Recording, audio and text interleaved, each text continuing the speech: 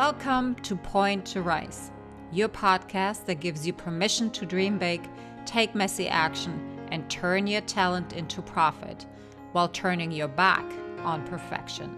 My name is Suzanne Purcell, high performance and mindset coach, former international ballerina, profitable entrepreneur, and founder of Point to Rise, a movement designed to empower dancers. It is my mission to use my own story as an inspiration for today's generation of dancers.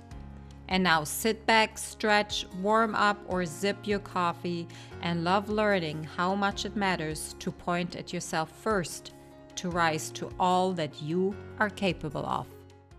Hello and welcome to another episode of the Point to Rise podcast. My name is Suzanne and I am your host today. If you're watching this on YouTube, you can see I'm wearing a toque and a sweater, and it is getting cooler in Canada and I am not loving it. And that aside, today's special guest on this guest conversation episode is Erin Pompa Pride. She is the CEO of Dance Boss LLC. She is also the host of the Dance Boss podcast, and she is a former choreographer, leader, and crew director. So a short bio about Erin. She helps dance specialists create 5K consistent months with a signature long-term virtual group training program. She is the host of the Dance Boss podcast. Erin has been featured in Dance Magazine, Dance Business Weekly, and Dance Media. Erin is a Jersey girl all the way, graduated from Montclair State University with a BFA in dance and received her master's in dance education from New York University. Erin is on a mission to help dance professionals build wealthy financially, spiritually, and emotionally. To learn more about her, please go into the show notes or go to erinpride.com and you can hang out with her on Instagram and Facebook. So without no further ado, I cannot wait to share this interview with you. Here we are.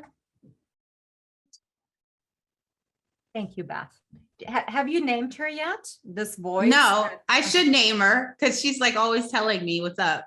Right? So I named her. Her name is Beth. I always say hello to her to bridge that really, really strange hello and welcome to the show, because that's not me anymore. So yeah. Beth says hello. Erin, I am so grateful that we're here, that this has come about so quickly, and yet, has been in it feels like a long time, but I really only come about to know what you're up to, I think, after you had your interview in Jason's podcast, The Background Dancer. Yeah, well, he featured us at the same time.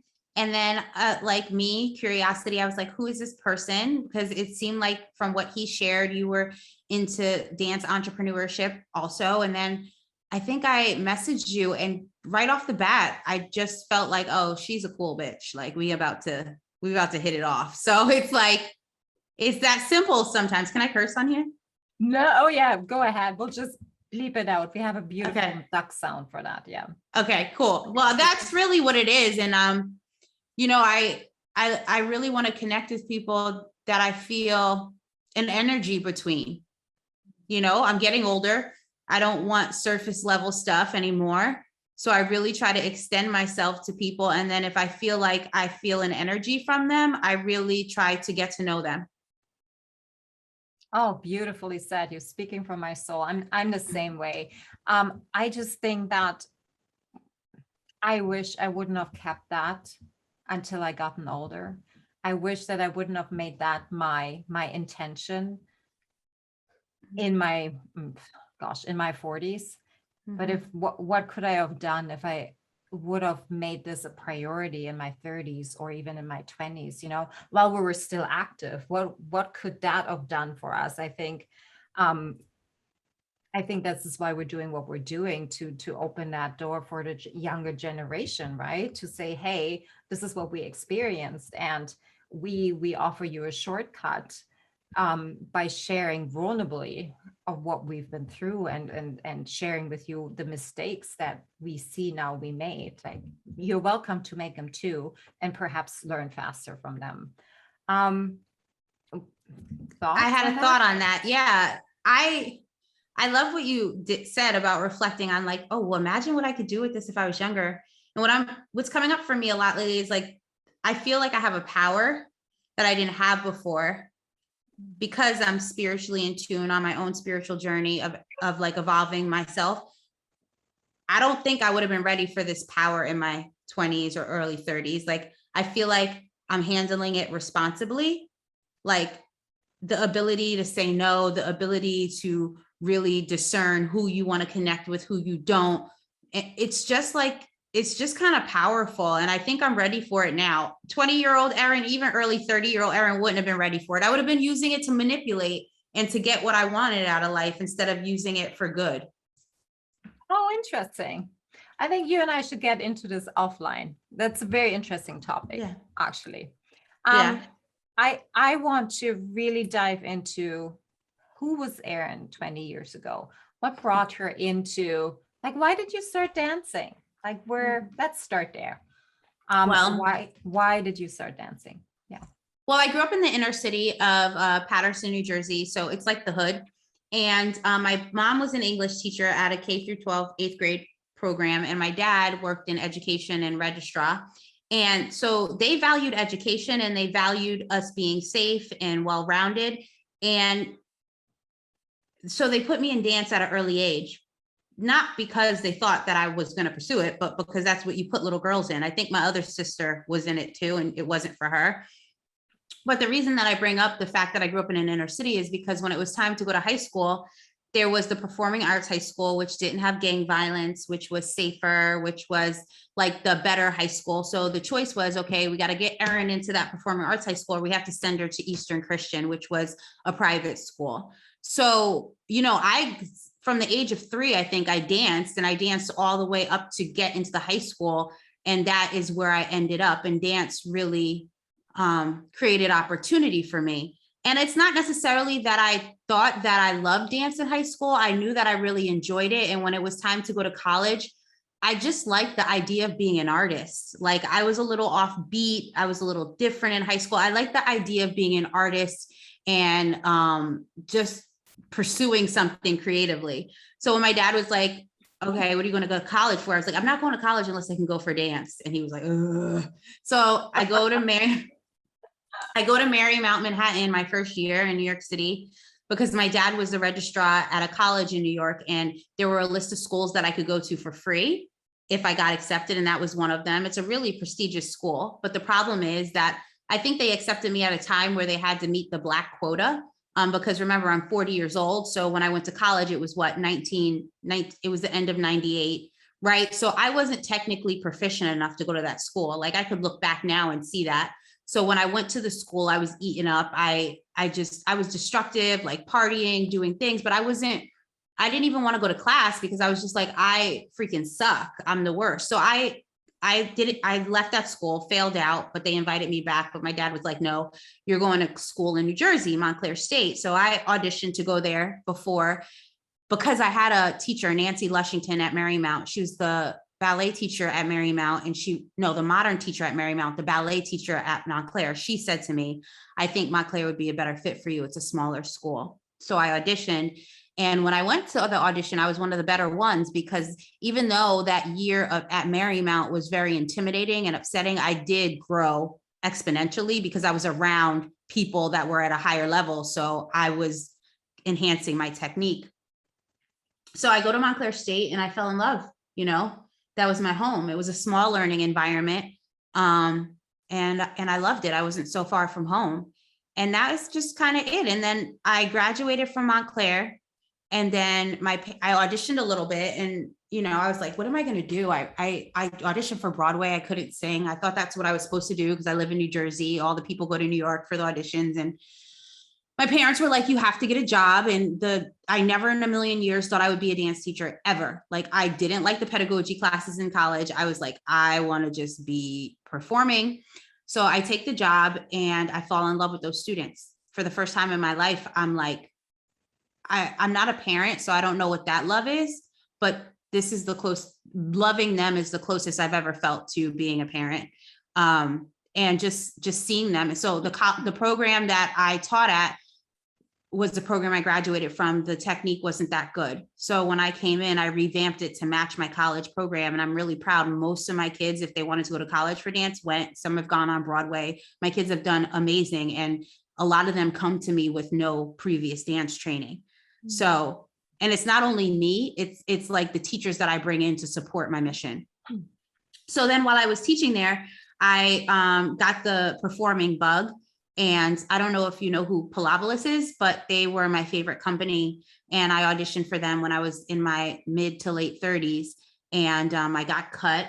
And then I sent them an email and they gave me a full scholarship to train with them. And they invited me to perform with their creative services.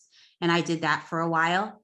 And then I was like 30 something. I'm like, I hate touring. This sucks. So I stopped. And I also gained weight. And that was another thing, another story. But yeah, so then there became a time in my career when I was 10 years into teaching and I'm like, what am I doing? What else am I? Like, what? So in the K through 12 setting, like if you think about the glass ceiling, like, or just evolving, where's there to go? You can be a principal, you can be an administrator. I went to college to be a principal. I dropped out. Like, I didn't want to do it. Like, I just thought like, I'm an achiever. So I wanted something else. But I didn't know what that something else was because I had nothing around me that I wanted to do. So I heard this podcast, the dance podcast with Lauren Ritchie. I was like, that's so cool. You can just get a microphone and talk about your thoughts and ideas about dance. So I bought a $50 microphone off of Amazon and I started the podcast. And from there, I started online services that help teachers run better classrooms because I was really good at it. I got my master's in dance education. I understand pedagogy really well. But like, I can't even believe I'm saying that because that was not the pathway that I thought. So I did that for a while. And then the pandemic hit and I really was tired of talking about dance education. Like I was tired. I talked about it because it was what I knew and I was good at it, but I was tired. It was boring to me. I could just regurgitate I just didn't want to do it anymore. So my business coach at the time says, what do you want to do? I said, well, I want to coach women on how to pursue their dreams. She's like, okay, Erin, let's talk about this. That's not a niche, whatever, you know, all the lingo. And I said, what I really want to do is help dancers create online businesses. And that started with helping dancers transition their studio online in the pandemic. And then slowly but surely, I kept getting crystal clear about who I want to serve. And that's how I ended up where I am today, coaching dance professionals on how to create 5K months in their business by owning their dance specialty and creating a virtual signature program for that. That was long, but that's my story. Oh, no. Awesome. Thank you. Oh, wow. Okay. I have questions. Yes. Okay. So you mentioned that you brought in teachers to support you in teaching your students.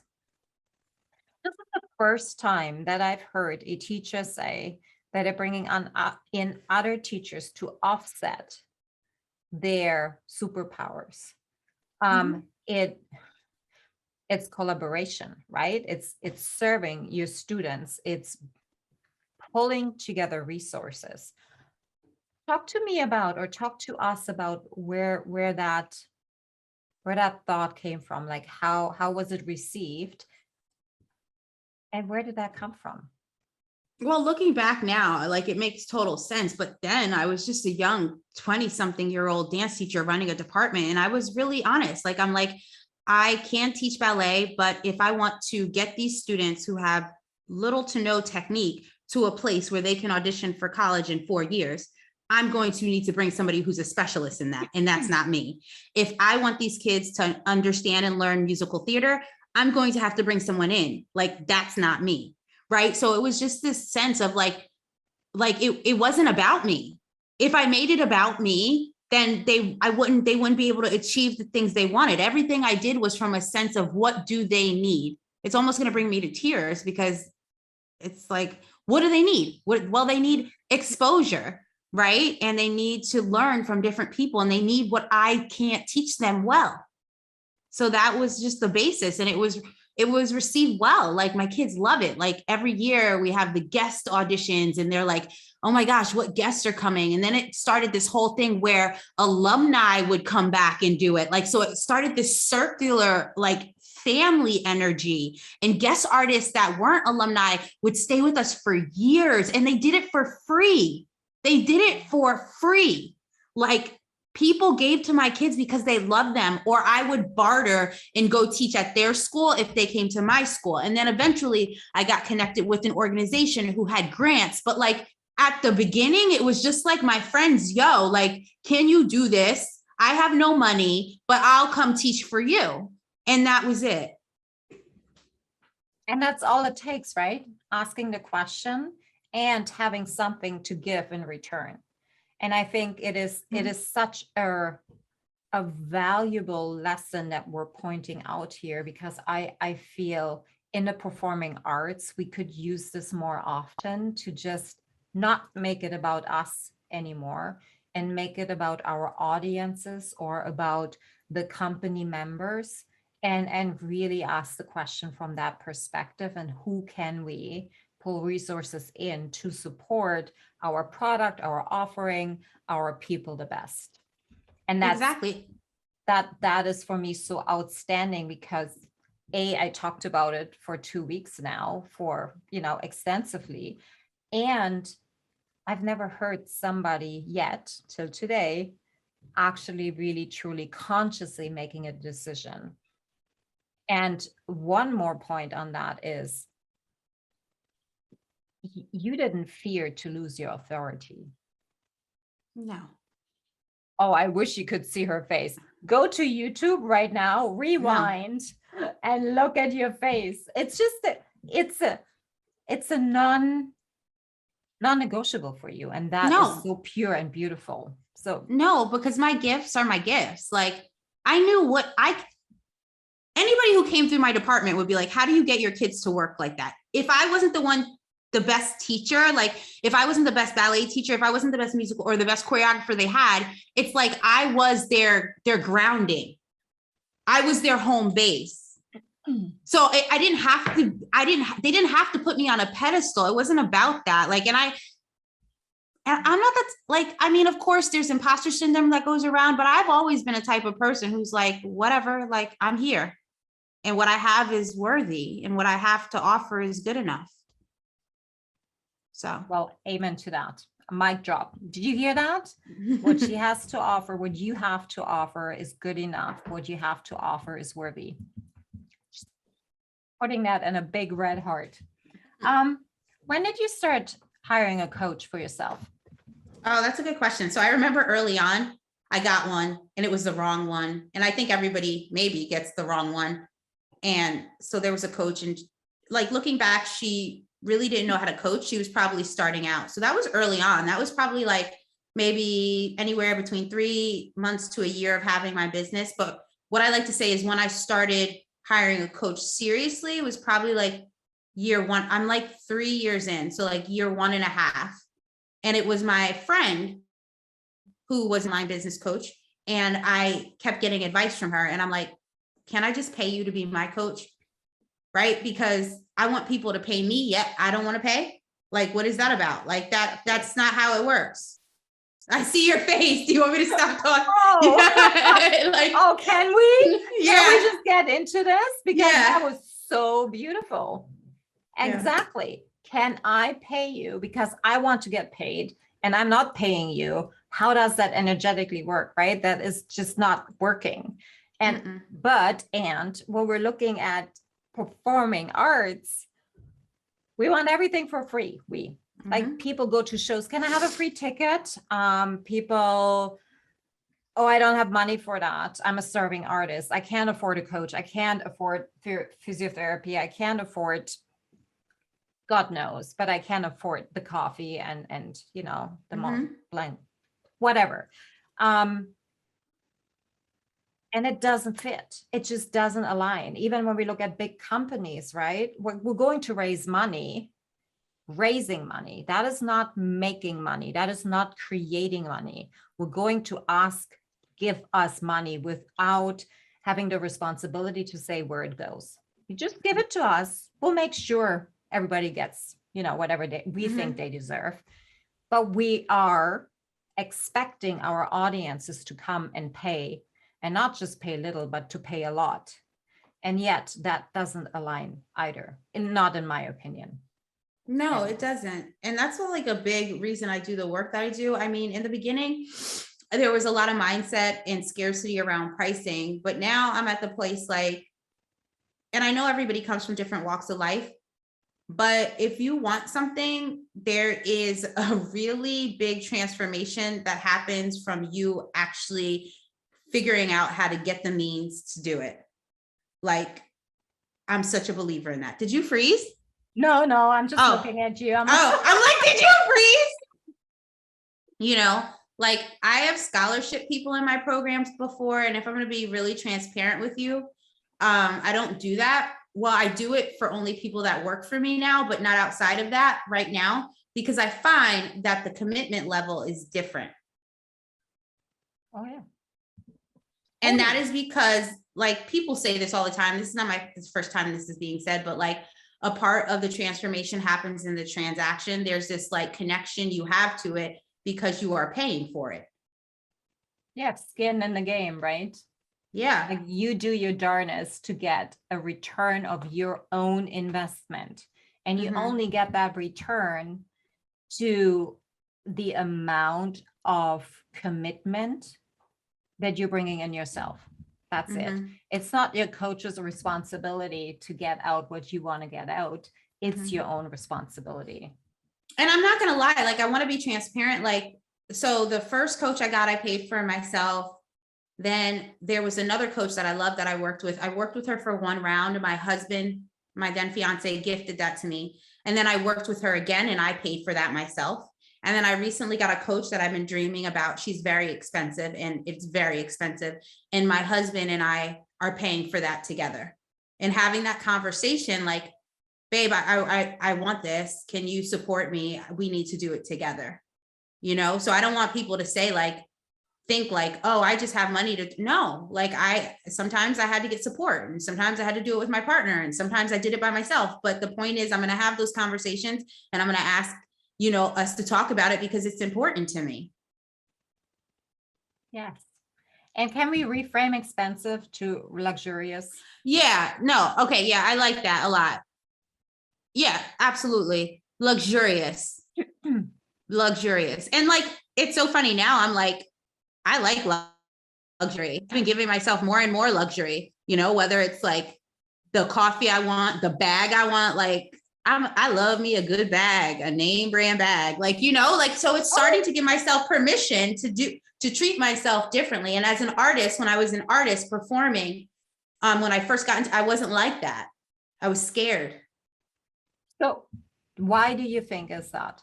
Why do you think as an artist, we're scared of giving ourselves the permission that we deserve everything we want? I don't think it's about scared about giving ourselves the permission. I think it's scared that we won't have the money in the long term because we don't have the infrastructure. We weren't taught how to manage our money or ask, because it's just like, I don't know if this ever happened. How many projects did I get asked for to do for free? And I did them because it was like, I just want to be performing. So it's like this it's like this hierarchy, like, oh no, you're going to do it for free because it's exposure, just like you said, you know? So I think there was some of that had to shift for me too.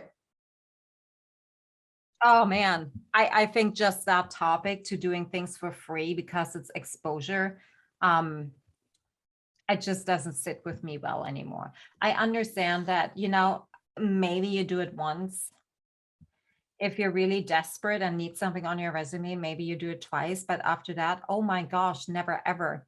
Because exposure sure doesn't pay your bills. Exposure sure doesn't pay for your coaches. Exposure is not going to support your health and wellness and your ability to perform on your highest level. Never ever will that be the case. Like, money isn't the bad thing here. Money is your tool. That's your engine. That's the energy that you receive back for all the years that you have put yourself into the training and have spent on yourself. So why wouldn't you be eligible to receive something back? Right? Like, we're putting this block in front of artists saying, well, why should you get paid? Like, you love what you do. And it's this belief that you shouldn't be paid for something that you love doing. What are we telling ourselves? So we only make money if we're doing something that we hate? Right. What are we teaching our next generation? Like, you shouldn't be making any money because you're living in your purpose. Nobody ever can make money while living in their purpose. No. I was on a group call with the program I'm in, and this is not my original thought, and I'm going to paraphrase it. And it was just really impactful for me. There was a woman on the call who was like, sometimes I just want to play in the shallow end because I'm scared to go in the deep end. And then my coach said something like, well, if you play in the shallow end, how are you going to be an example for those that the deep end is possible? So I love that, because it's like in the beginning of my journey, scared to talk about something, scared to charge, scared to share how much money fear around all of it, right? Like, what, oh no, like I can't achieve so much because I'm an artist. Like, I'm going back on the artist mindset. I'm doing them a disservice. But like, for me in this season of life, it's about being in the deep end, owning it, and showing other artists how to join me there. And I think this is so beautiful. You said actually being the leader in showing what that could look like. And when we're looking at performing arts and let's say like leadership and what that looks like, I have to say there's lots of opportunity to actually make room to walk into the deep end. Because I really personally think, using that analogy, that many arts organizations are playing way in the shallow waters because it's safe and it's known. And we are not even thinking about what's in the deeper end. Right. Exactly. And so, okay, loving this. I hope you guys are enjoying this. I'm having a great time. I'm having a good time too. We talked about environment when you talked about your story. You said that when you were at that first school for the year, it wasn't a fit, but you grew exponentially because of the environment that you were in. Talk to us about the relationship between growth and environment. Oh my gosh. So just that example, like, and please know, I wasn't the girl always in class, but I was always a worker bee, like when I was there. And it was just about being around people who were working at another rigor and that held themselves to a higher expectation that naturally translated into me. And I didn't even know that that was happening until I, in fact, went to go audition for another college. And I was like one of the creams of the crops. I was like, oh, so what that is evidence, that's evidence for me, is like, when we're looking at it like in the coaching realm or the business realm, it's like who you surround yourself with is crucial. Like, I'm in a group coaching program right now, and I was almost in tears on the call because the people that I am in that group with are people that I have watched on social media and have been in awe of. And just to be in their energy and understand, like, it's not even about my coach giving me strategies or systems. Yes, I get that. But it's like, I get to listen to their thought processes. I get to see how they troubleshoot. I get to have a conversation with them. It naturally ups my playing level. It changes my perspective, right? It opens up my blind spots because I only know what I know, right? And if I continue to hang out with the people when I'm the smartest person, people say this in the room, like right now, I'm not the smartest person in the room. And it is like, your ego is in check. But you always have to remember the greater good of that. Like, it's just going to make you better. Gosh, I love that. I in fact believe that if you are the smartest person in the room, you're not in the right room unless you're the coach. Yes. And even then, I think between like the mentee and the mentor, there's always this beautiful relationship where both learn from each other. I have always taken something from my clients that they've taught me as well. Absolutely. So I just love this. And I feel this is like the best example and perhaps one of the most important messages that we can spread here in our conversation is that get into the rooms that make you uncomfortable. And we get it as performers. This is definitely something we shy away from.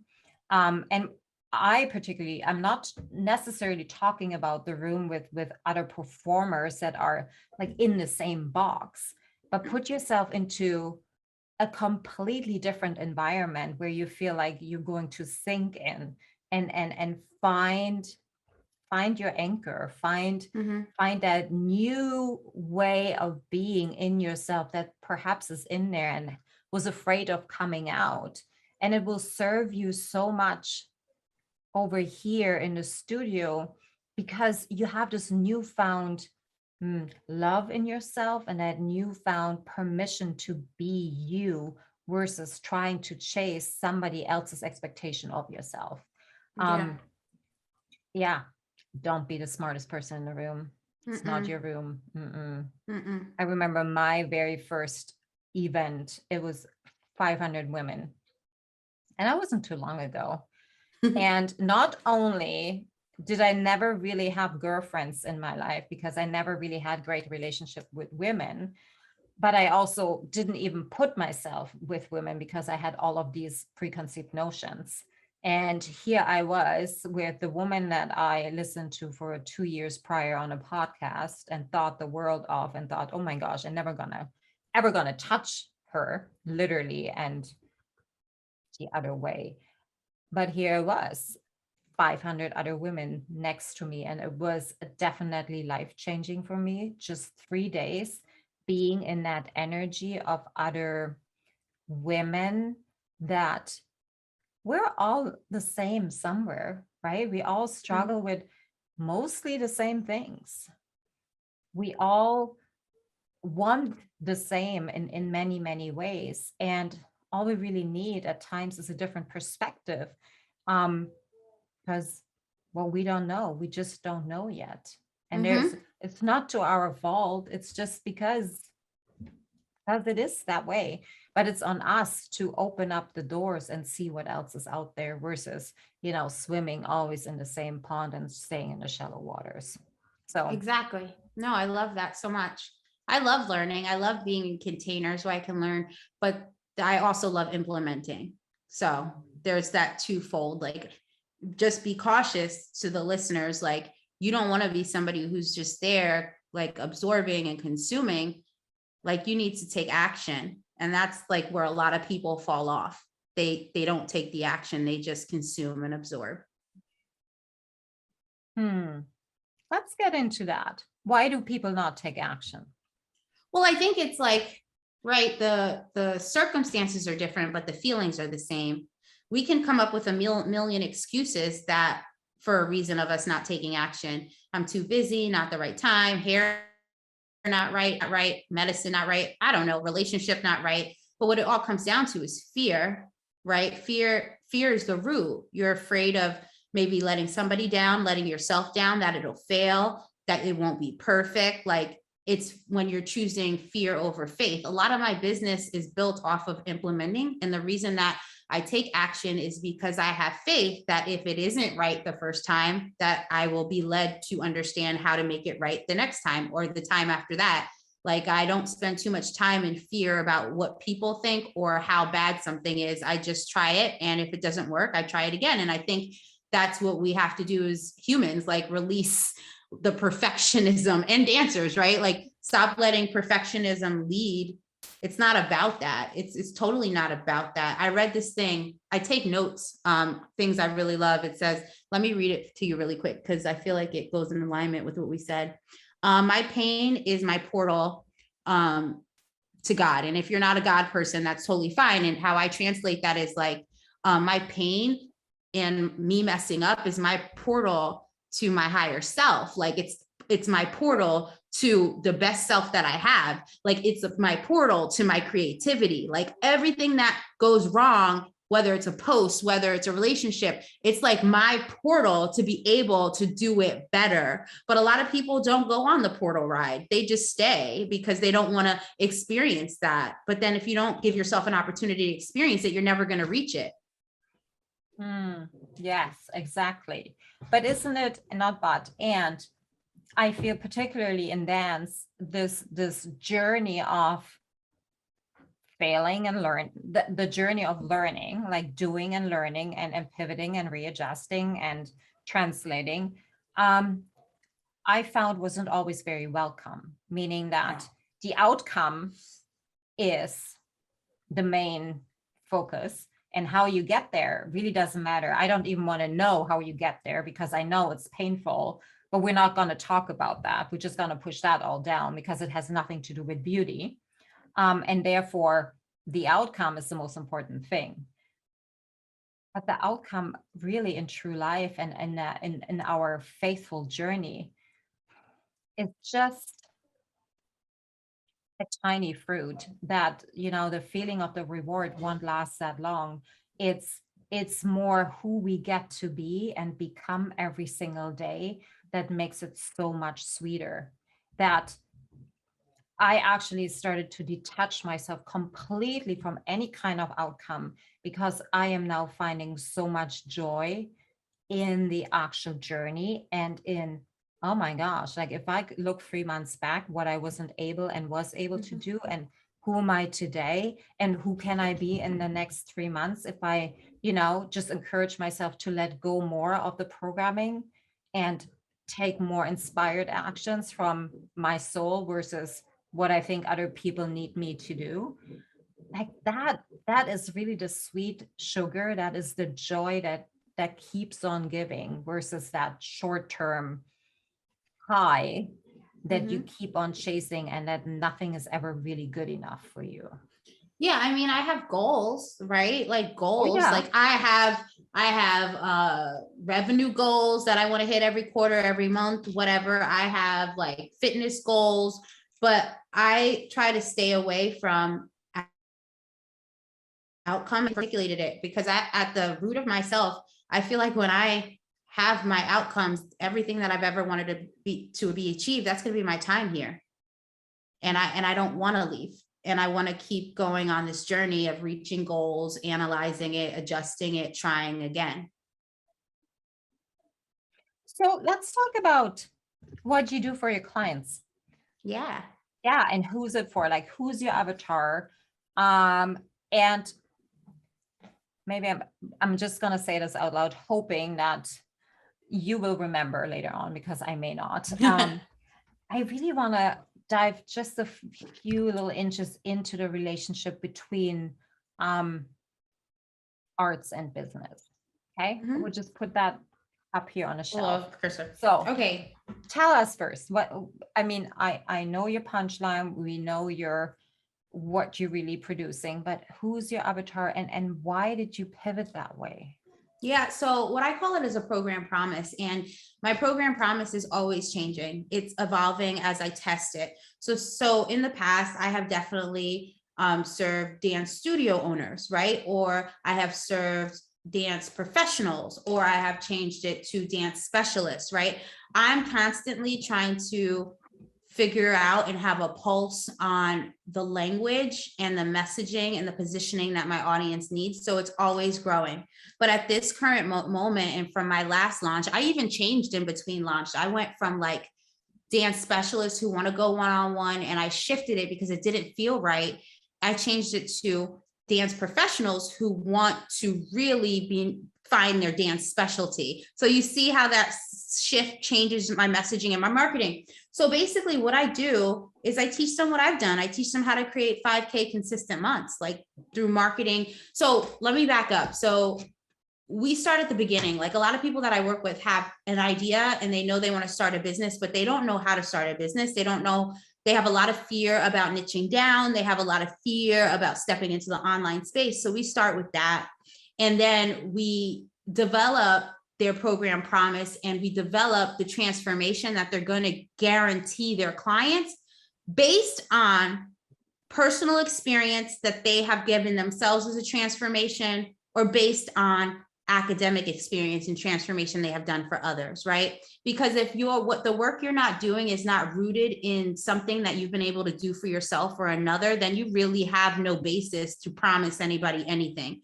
And so we really get grounded in that. And then I get to bring my skills of curriculum writing and stuff into it, which is a joy in this way, and I had no clue, we really start to map out their framework. Okay, we know who you serve and what you're promising them, but what are the steps you're going to take to get them there? And then I teach them like all the stuff about education, how to actually run a program for student achievement, how to deliver instruction. We do all of that. And then we also dive into marketing and selling it using Instagram. And we use an organic based sales strategy, which means that they make their money without paid advertisement. It's all video and all organic.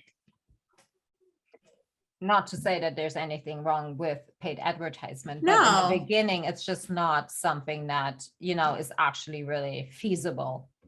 No, and I don't foresee having to, for me and for the clients that I coach, there's no need for paid traffic. Right. There's none. If so there are people out there who coach paid traffic, and that's great, but I don't. And I want to make sure that I'm not getting clients who want that. Yeah, perfect. Awesome. I love it. Okay, let's talk about particularly like dance studio owners and arts organizations and business, because I find that, okay, here's my observation and here's my limited knowledge, particularly what is going on in the States in those terms. So I'm seeing that studio owners open up a studio because they were once professional dancer, or, they went through college and they have their master's in what have you, and they open up a studio and they completely forget about the business side. And they think that running a studio is just, I'm going to work 12 hours a day and I'm just going to tap myself perfectly out. And at the end of the day, I make less than, I don't know, somebody that works at McDonald's. And that's just fine because I'm a ballet teacher. And we never raise the bar in any kind of ways because we're so occupied with working in our business that we're not working on our business at any given point, right? Because we're scared of giving up control or hiring other people or and. I wonder, and definitely one of my favorite questions starts with what if, and this is what you're doing, right?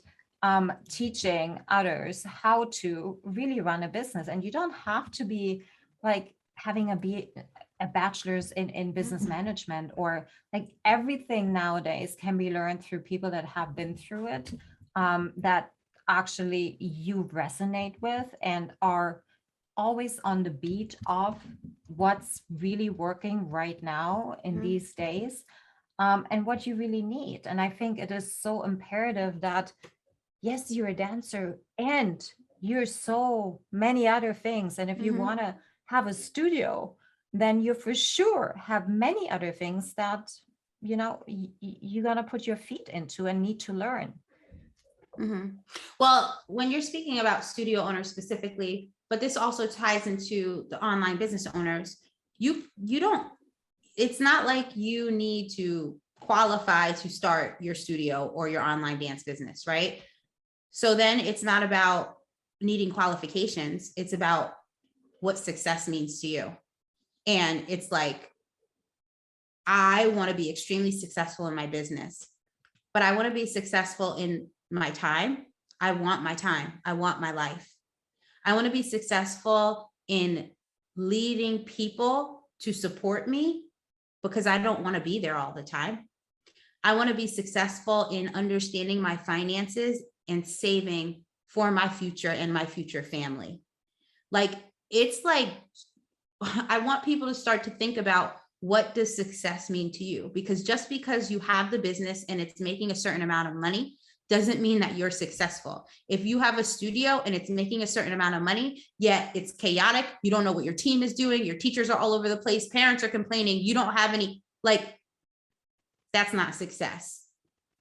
That's not success. So I think for me, it's really important that I show dancers how to be business minded so that they can start to reach those goals of success, so that they can start, because everybody who comes to me is like, I want to start an online business, but I want to work on the programming.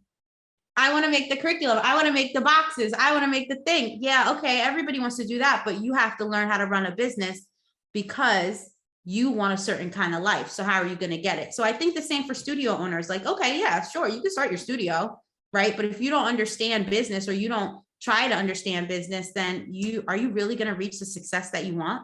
Because what does that mean for you? Beautiful. I want to add something there. I think that particularly when you're working in your business 24/7, you forget that you're running two businesses at the same time, right? You're running your current business and you're running your future business.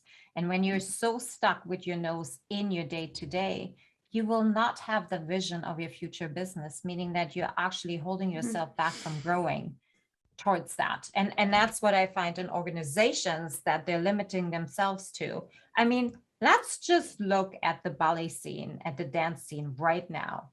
Like everybody's doing Giselle, everybody's doing Nutcracker, everybody's doing Swan Lake and Romeo and Juliet across the world. It's like, where's your individuality? Where is your knowledge of what your audience actually wants to see? Innovation.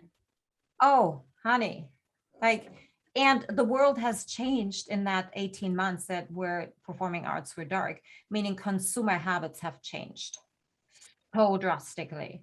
What worked in March 2020 is not to be guaranteed to work today at this point anymore. And not being at that heartbeat and understanding that we're always evolving, like that nothing stays the same, and that's what makes this world so beautiful. I think that is not a business mindset at all. And I think it's not sustainable, and it's not really respectful to anybody really that is involved. So I think it is imperative that other people like you do this work, and people are opening up and understanding that, yeah, teaching arts or having a program or having this as your area of expertise is wonderful. And there is more to it. We're not just standing in the studio and teaching our children or whoever how to move and how to be, but it takes so many other avenues and strengths into what it really takes to be a performer. Absolutely. And I remember I was in the same boat. I had a dance studio. I was a partner with two people, and then I had my own. And it wasn't for me, but if I could go back, I sometimes look at an empty space and I'm like, what if I started a dance studio? Because spaces are so beautiful to me. I would definitely hire somebody to like oversee the curriculum, and I would be the business person. Like, I think like there has to be some of those decisions made. I'm just saying, like, I wouldn't want to wear both hats. Those are two separate entities that need two really different muscles to be stimulated. So it's like, maybe if your studio owner is starting to think about like, can you let that one of those go and train somebody else to support you so you can get really good at something else and not spread yourself so thin? Oh yeah. And when you're stretched so thin, you will eventually burn out. And then what kind of an example are you setting for your students, right? Like, is this really who you want to be? And this is why knowing your mission, your vision, your core values is so important and so essential, because that's your foundation. These are your roots that you soak up your nourishment every single day. And without them, you'll topple over eventually. Yeah. Yeah, I love that. Totally. You're right. Hey, last question. With everything that you have learned up to this point, and you could go back to your 16-year-old self, she would actually listen to you. What would you tell her? Oh my God, you're gonna make me cry. That you're not alone. That there's people out there feeling what you're feeling and going through what you're going through, and you don't have to hide from your feelings. That's what I would tell her. Beautiful. Thank you, honey. Mhm. Yeah. Okay, I'm gonna switch a little bit.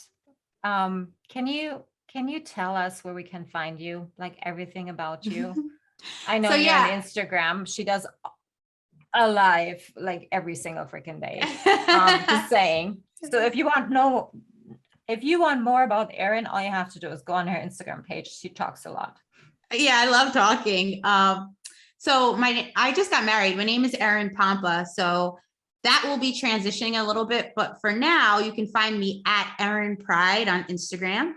And you can also head over to the Dance Boss podcast. The new episode comes out every Thursday.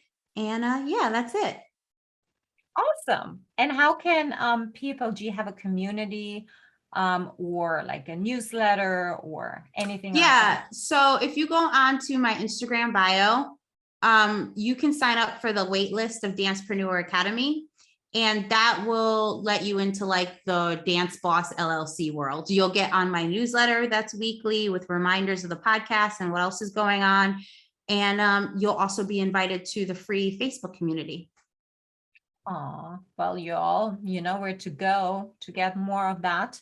Thank you, Erin. Thank you so Thank much for you. talking so freely and openly. I really appreciate that. Yeah. And I can't wait to watch what else is, coming upon us from you. So thank you for Yes. everything that you do. Thank you so much. This was great. You're so cool to talk to. It was really easy. Oh, good. Thank you. Thanks, guys, for listening. As always, don't forget to tag us in your Instagram stories wherever you are. Share your biggest takeaways or things that you don't agree with. We want to know. And this is definitely a way you can show your appreciation or maybe disalignment with the conversations that we have here. So we're looking forward to seeing all of this. We're sending you so much love. Thank you for being here. Till next time. Bye, guys. Bye. Thank you so much for listening. If this message resonates with you, please pass it on to someone who needs to hear this right now. And if you like what you've heard, your feedback will go a very long way. If you just take 30 seconds and leave me a 5-star review, that would mean the world to me. Till next time, point at yourself to rise to all that you are capable of.